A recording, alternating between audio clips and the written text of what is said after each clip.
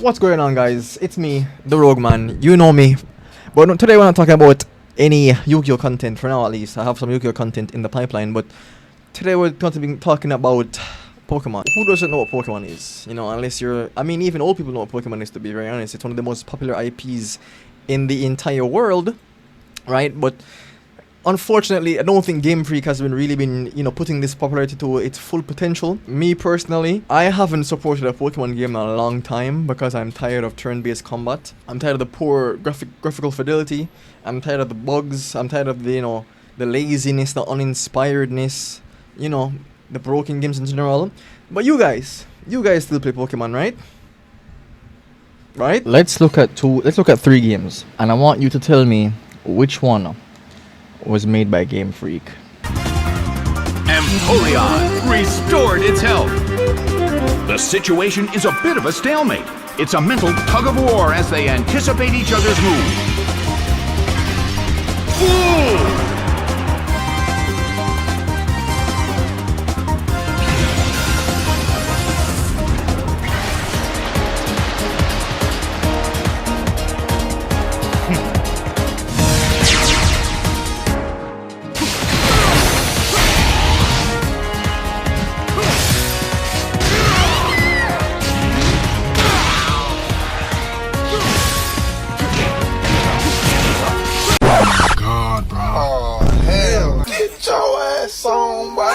Would just love to see some innovation, right, from Pokemon on Game Freak.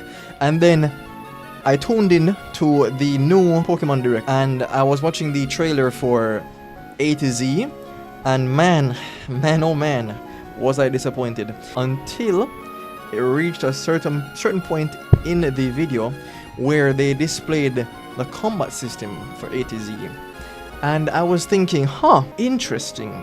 It's not turn-based. It's basically somewhat action combat because, even though you're not controlling the Pokemon, you're running around and the Pokemon is following you and you're doing attacks and whatever.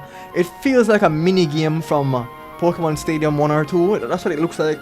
But the thing about this is, it gives me hope.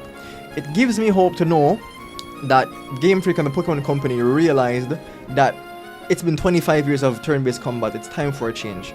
Even Final Fantasy, one of the games who was also started off as turn-based combat because of video game limitations, switched to action combat, and it's still one of the most beloved IPs in the world, right?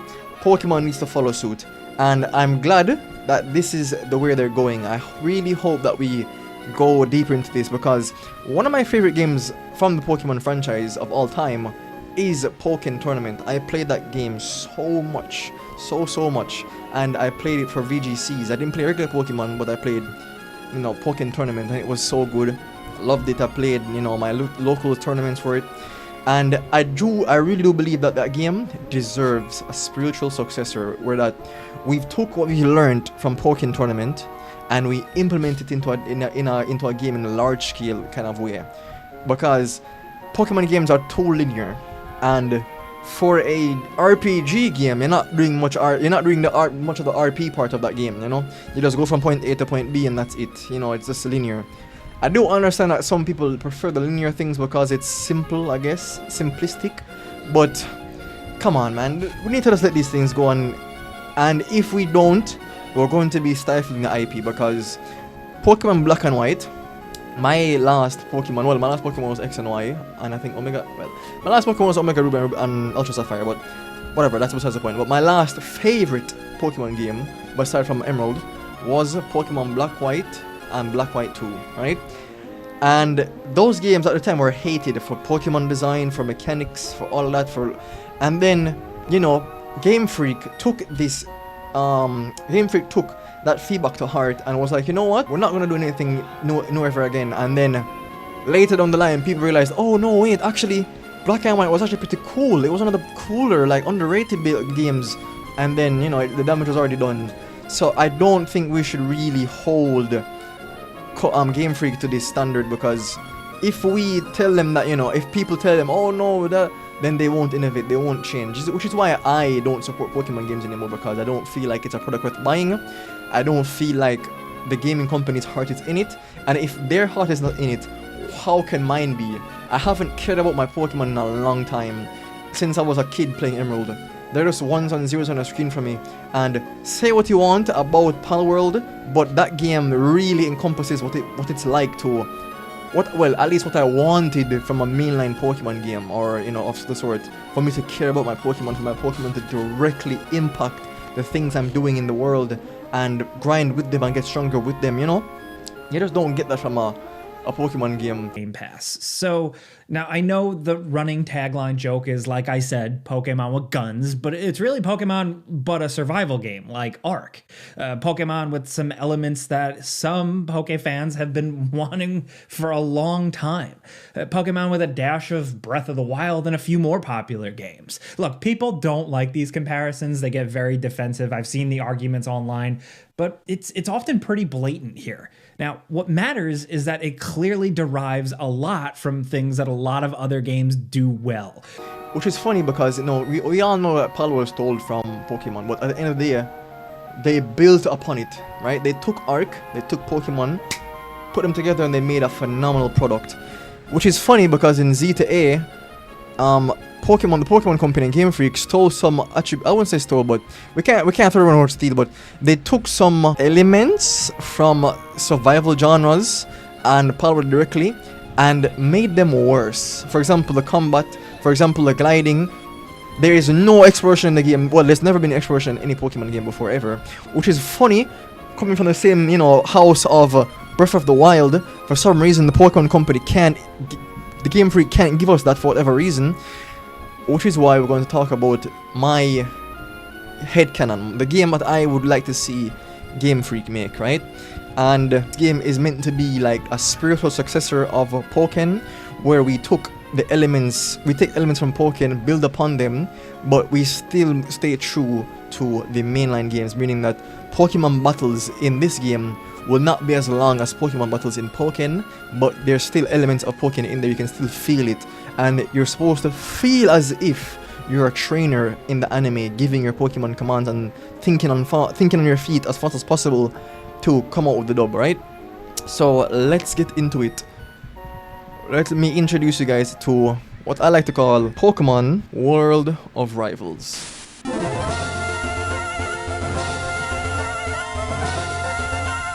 Alright, so Pokemon World of Rivals, before we get into like the meat and bones of combat and how the game will play, because that is going to take a very long time, not gonna lie. Warning! This is going to be a yapping video, right? I'm gonna be unlocking all the 8 gates of yap. I know that Game Freak is lazy. I know that you have to placate them in some way, shape or form.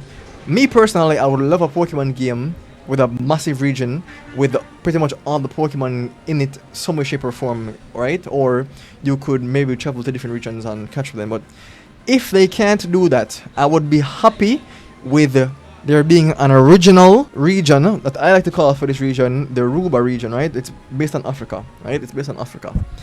And it has at least 600 Pokemon in it. If they don't want to do it that way, they can make it be that, okay, we start off at Kanto with the original 150, and then each other region and Pokemon would be like a expansion, basically, right?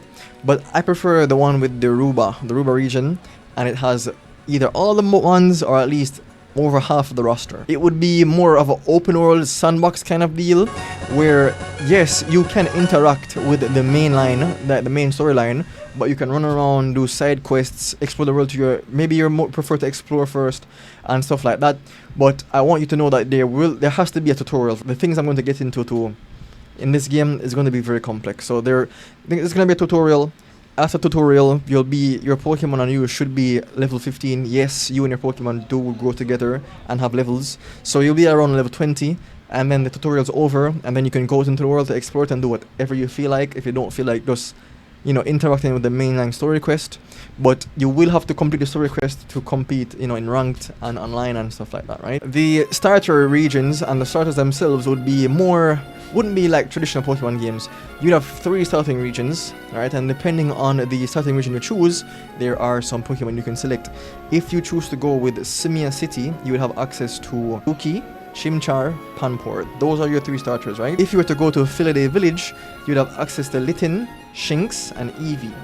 if you were to finally go to the other settings, which is Squamata Shores, right, Squamata Shores, you would have access to either Fuecoco, Froakie, or Helioptile. Regions other than starters doesn't have much to do with, for example, the gameplay, but it does have a lot to do with the RPG elements of the game, the story itself that's being told from each side of the map, right? I would love for this game to be semi-online, meaning that when you're competing in raids or maybe in certain areas of the game, you can see other trainers, but when you're doing like your single-player RPG stuff, it's still back in, instance single-player. What I'm trying to get across here is that you have a world of rivals. Get it?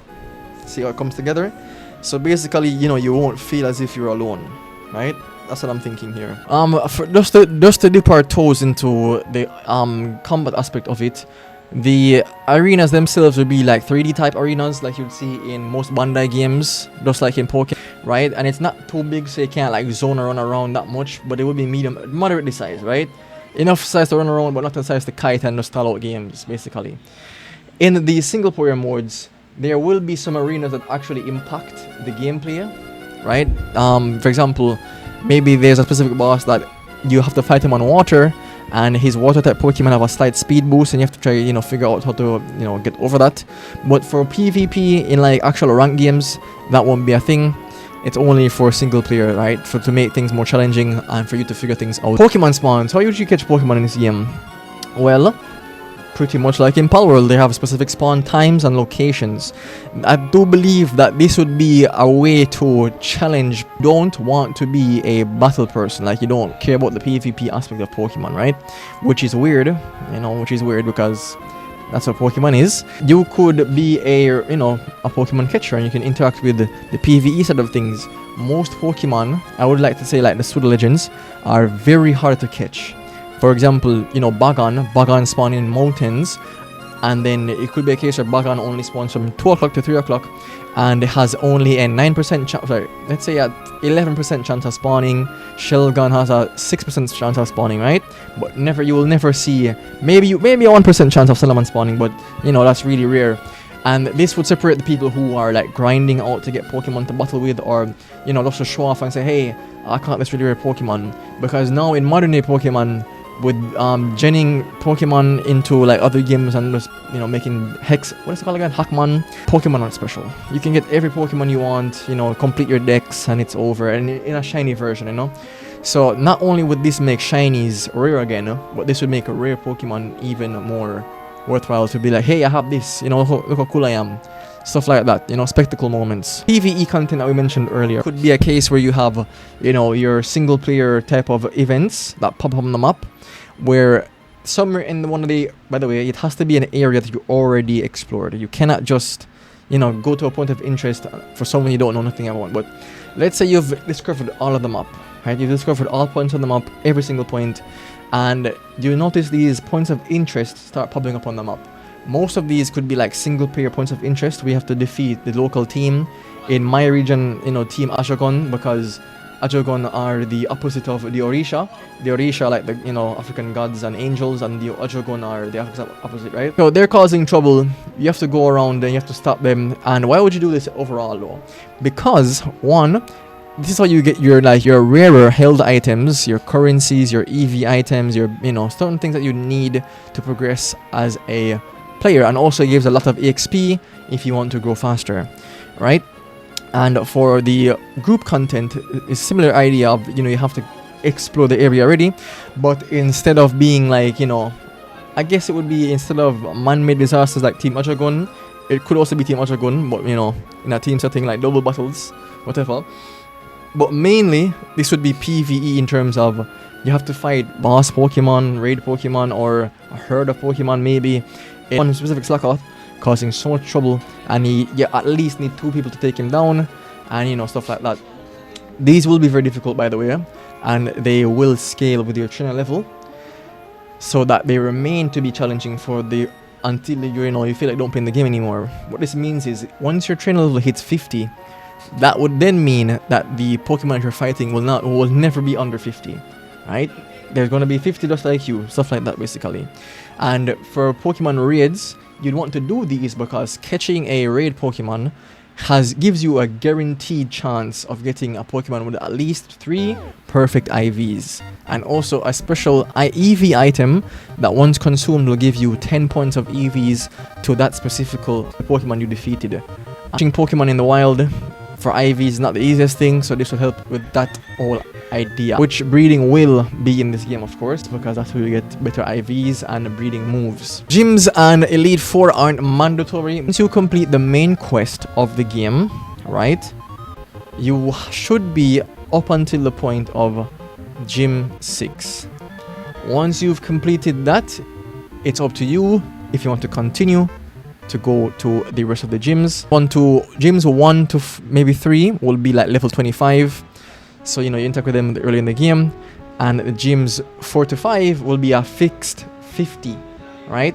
And then 6 to 8 will scale with your training level. So, again, you can never outscale them. You have to fight them fairly. So, even if you're at training level 100, your Pokemon are 100, well, gyms 6 to 8 are 100 too. And they have appropriate Pokemon, so you can't cheese them.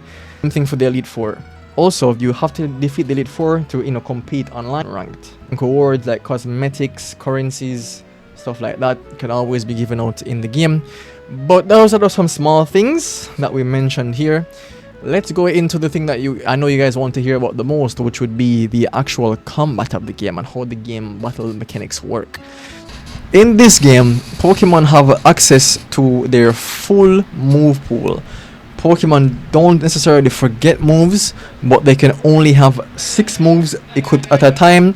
You can switch whatever move you feel necessary in and out before each battle for you to go ahead and strategize of what you want your team to become positioned for. 6 advanced moves, and one of those 6 advanced moves will be given a slot called the Ace move.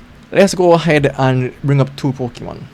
We have Infernape, then we have a Hisuian Samurott. For each Pokemon, Flare Blitz will be Infernape's Ace move, and Aqua Cutter would be Hisuian Samurott's Ace move. The Ace move is, as the name suggests, it's the Pokemon's ace in the hole, but there are some limitations to a Pokemon's Ace move, which would be, firstly, a Pokemon's Ace move has to match one of its attributes. Sorry, Yu-Gi-Oh brain. It has to match one of its types. So in Samurott's case, cannot select Mega Horn to be its ace move. It has to be like Aqua Cutter or Ceaseless Edge, one of those moves. It cannot pick something that its own type. In this game, your 6 advanced moves separate from your normal moves. Your normal moves are like, for example, Scratch, Tackle, Ember, depending on the Pokemon you're using. But these are the way you would string your advanced moves into combos. Just an example. You would have Infernape jump in, do a Scratch, do a Tackle, and then do a Thunder Punch, basic combo, right? And that could do maybe like half Samurott's HP, for example. Because again, we want battles to go by quickly. Overall, the Scratches and Tackles and Embers will not be doing significant amount of damage. They'll be doing like a set amount, like 5 or 2. They're specifically only there to help you set up your advanced moves, which would be in a Thunder Punch or blocking and accuracy. Blocking in this game is far from traditional fighting games, taking damage on block and stuff like that, chip damage. I do think that chip damage is healthy for the game, and also in this game you'd have something called guard health. So damage reduction will be based on the move that you are hit with and also the Pokemon that is hitting you. So if Infernape with Iron Fist was to catch the Samurott and was to hit it with a Thunder Punch on block, instead of the Thunder Punch doing like 110 points of damage, it would do maybe, dependingly, it could do a 40 points of damage, right? But it would do immense damage on the block, reducing the guard health severely.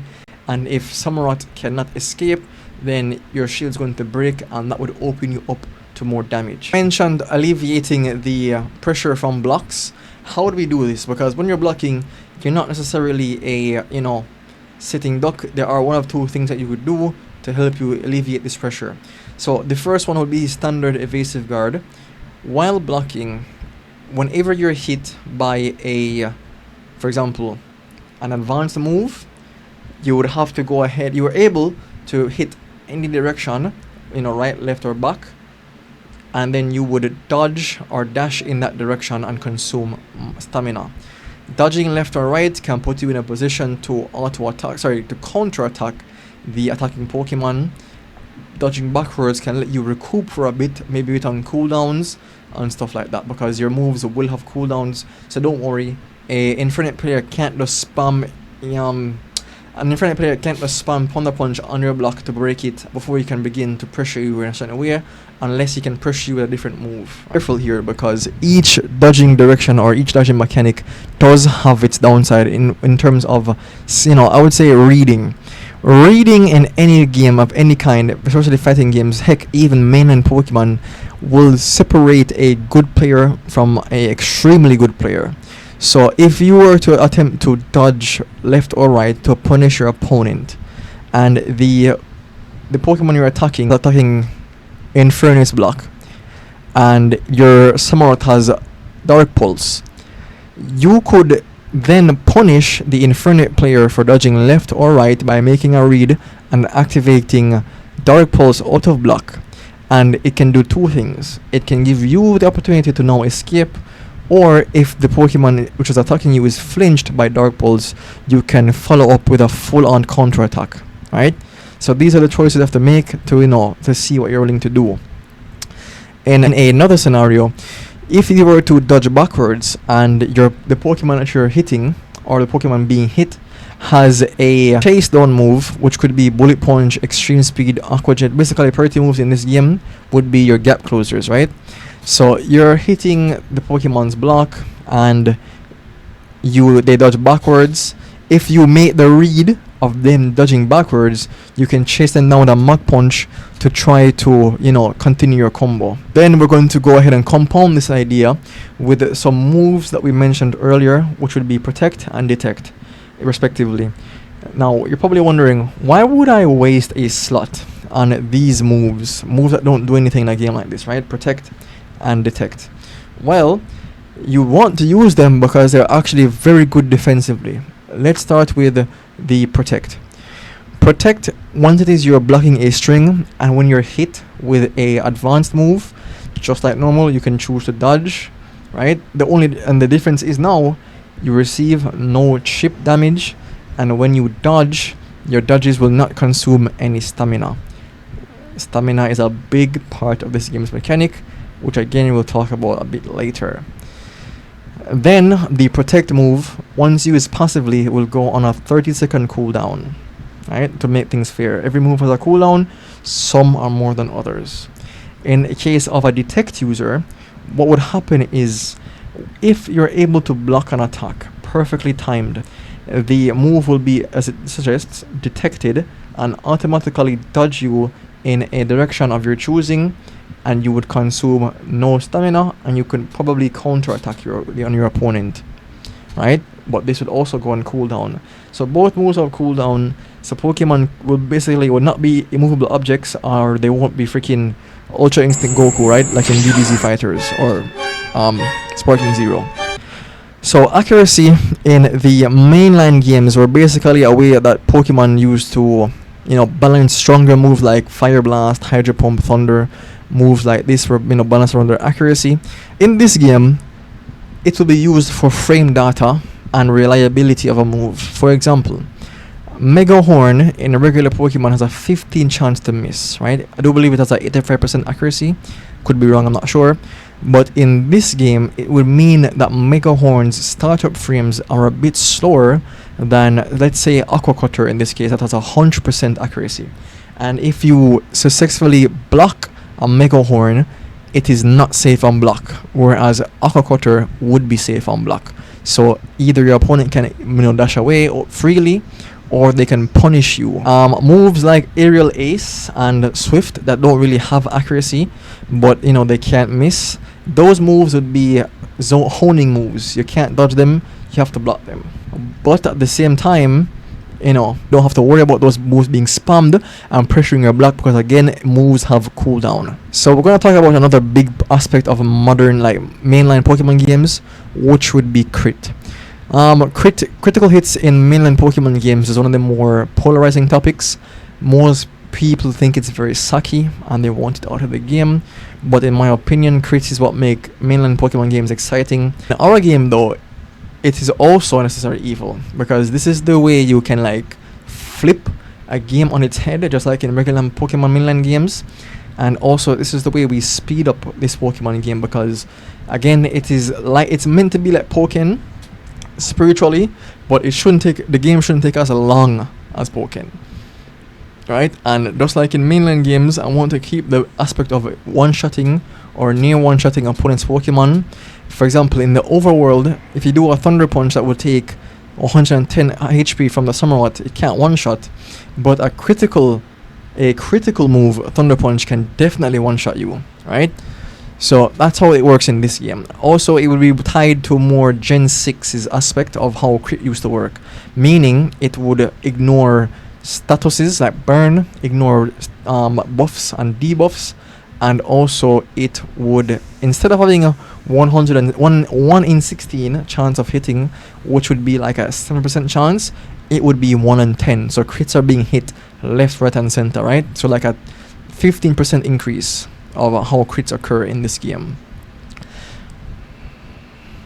So yeah, crits again are either meant to one-shot you if you can't defend yourself against them, or put you in a bad spot, right?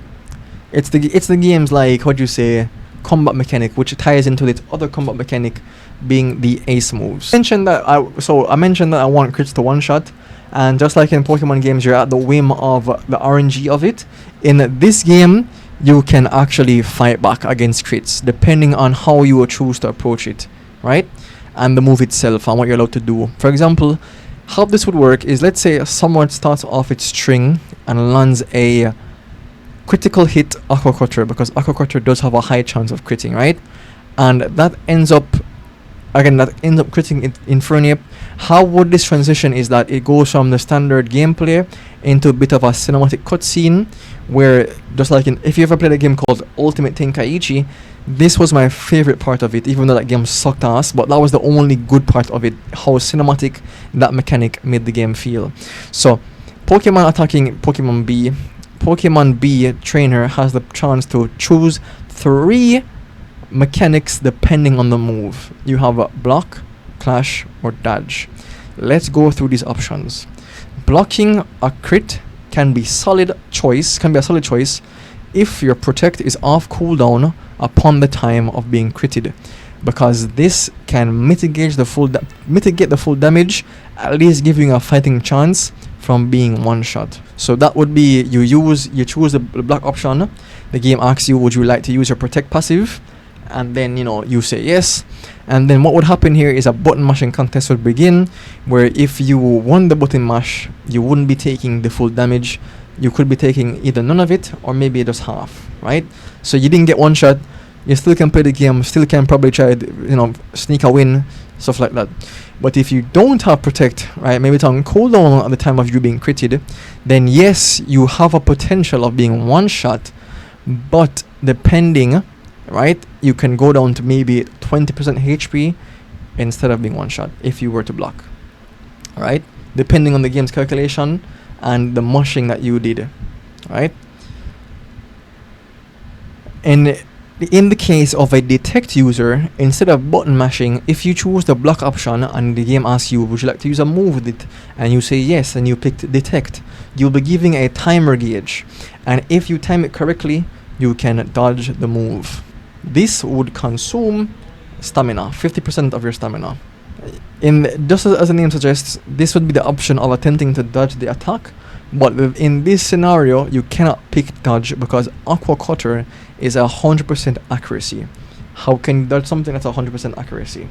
So, but let's say you used a move that increased your evasion or speed, boost the accuracy of your opponent, then some calculations can be done, and then you can be given the dodge mechanic, and if you think you're skilled enough to go ahead and actually dodge the move, then you can do so.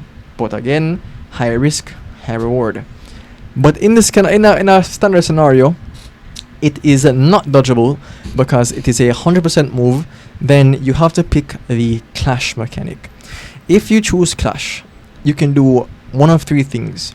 you can fully mitigate the damage oncoming to you and then counterattack with an attack of your own, but that attack will not be a crit, so it cannot one-shot the opposing Pokemon. Or you can go ahead and take half the damage of the incoming attack because you soften the blow with your own attack. Or you can make the incoming damage even worse. So even if the attack wasn't going to one-shot you before, it's definitely going to one-shot you now, right? So how this works is, once it is you select Clash, right, the game would give you a prompt to pick one of your one of your attacking abilities, right? In this case, we will choose Thunder Punch. They'll be doing some calculations of the game's, damage calculations. For example, Thunder Punch is at 90 base power because of Infernape's Iron Fist, and because of type advantage, it could go up to a 110 base power, right? Because of Stab though, and Sharpness, and type advantage overall to the Pokemon that you're attacking, which in this case would be Infernape, this could bump up Cutter to be 150 damage, right? Base damage, giving Samurott the clear advantage. This would translate to, in the game, when you're doing your button mash mechanic, the Samurott player will be given a handicap.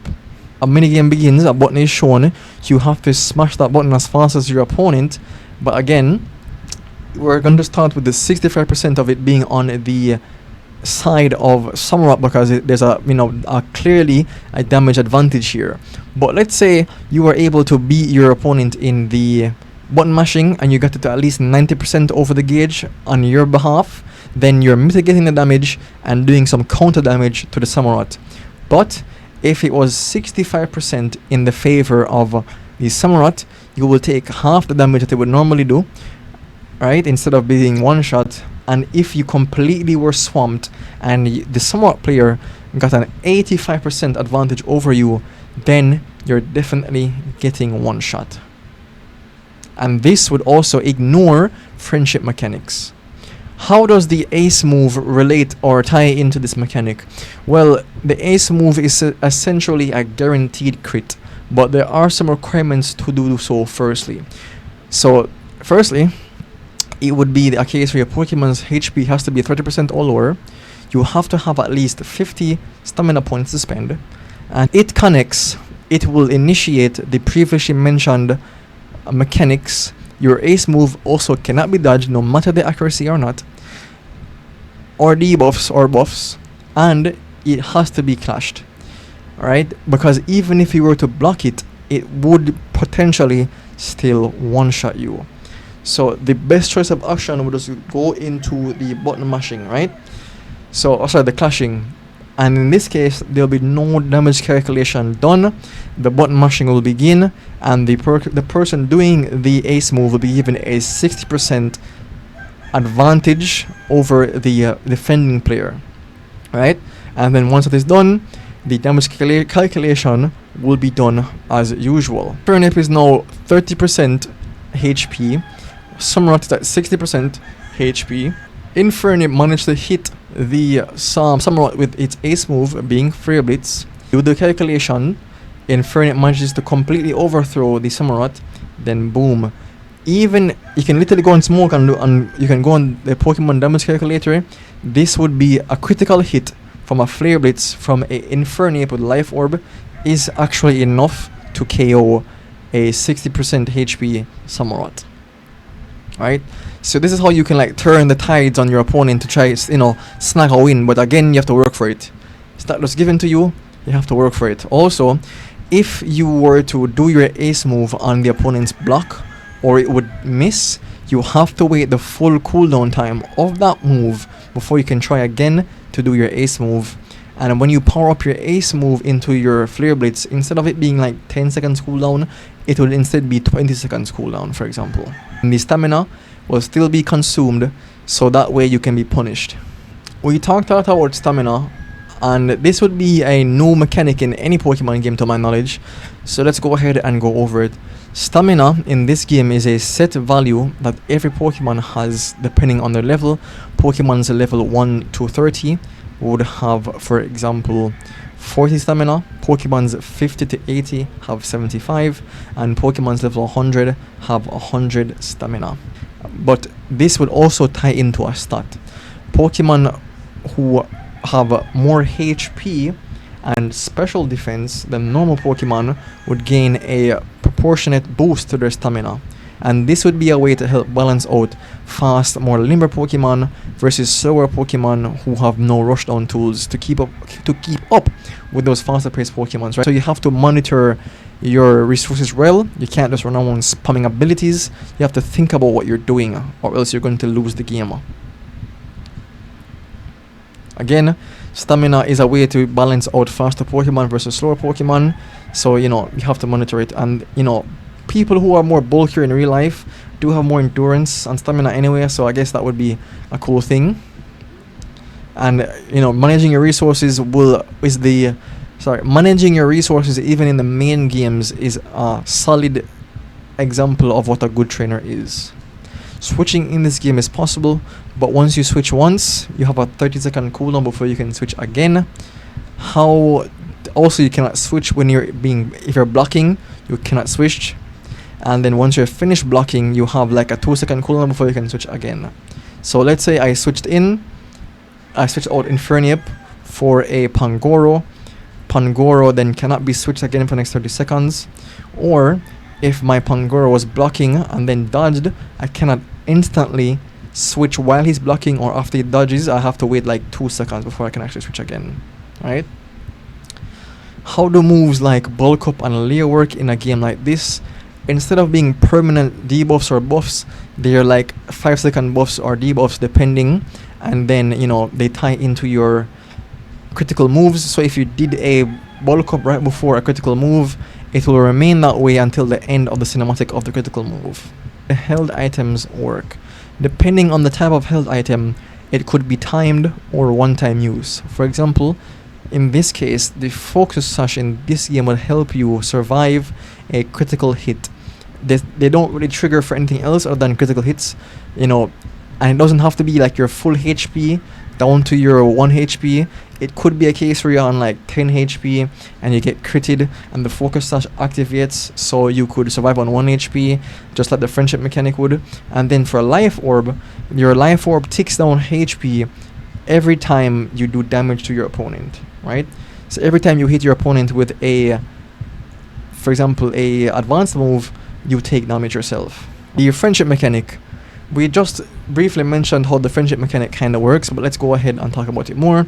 So, like in every Pokemon game, the friendship mechanic would help you, evolve Pokemon or move certain moves that relate to friendship. But in this game, they'd have more practical uses and would actually want you to incentivize taking good care of your Pokemon, because again, the feeling that I had for my pals is what I want to emulate here in Pokemon. I want you to care about your Pokemon, right? So what would happen here? Just like how friendship works in any other Pokemon game, to build friendship, you can give them certain items like a Sooth Bell. You can feed them food. You can give them like like the camping mechanic in Sword and Shield. Winning or killing Pokemon with them would boost your Pokemon's happiness. Walking around with them in the overworld, leveling them up, etc., etc. You can also reduce happiness by them getting KO'd, you were losing battles, or giving them harsher health items like a Life Orb, like a Toxic Orb, and not feeding them or having them in the box for extended amounts of time, right? Why would you want your Pokemon's happiness? Why should I care about my Pokemon being happy? Again, there is ones and zeros on a board. Well, a Pokemon with max 255 happiness could unlock mechanics. For example, it has a 2% damage increase, a 3% damage decrease of incoming damage, right, to help you survive crits. A move that would normally one-hit KO you, right, could actually survive without even a Focus Sash, or work in tandem, could help you shake off status effects. For example, if you're burned over the course of the battle, that could be shaken off. And I saw how much you believed in him and refuses to let you down and survived on 1 HP. Tauros saw the determination in your eyes and is fired up and shook off its paralysis. Stuff like this is why you'd be very much incentivized to take good care of your Pokemon.